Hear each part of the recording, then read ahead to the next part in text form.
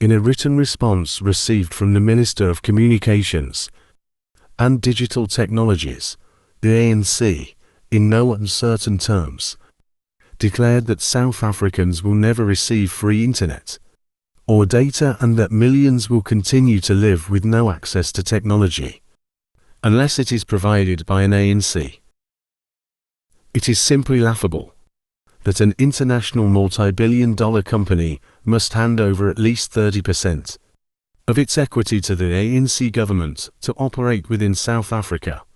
Elon Musk's Starlink, the world's first and largest satellite constellation to deliver broadband internet capable of supporting streaming, online gaming, video calls and more.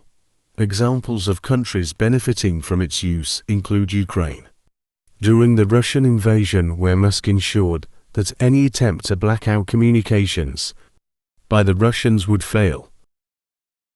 South Africa looks set to become one of the only African countries to not roll out Starlink. Currently, at least 20 African countries have either rolled out or are set to get Starlink in the near future.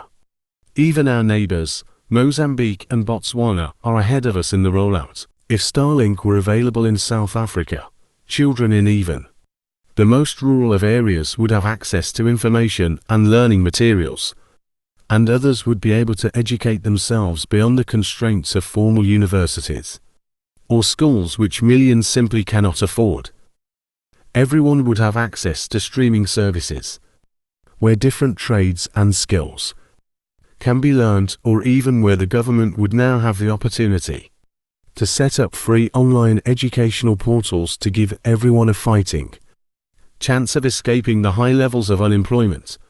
Instead, the ANC would prefer to keep the people of South Africa in the digital dark, uneducated, and unable to create prosperous opportunities for themselves or lift themselves out of extreme poverty.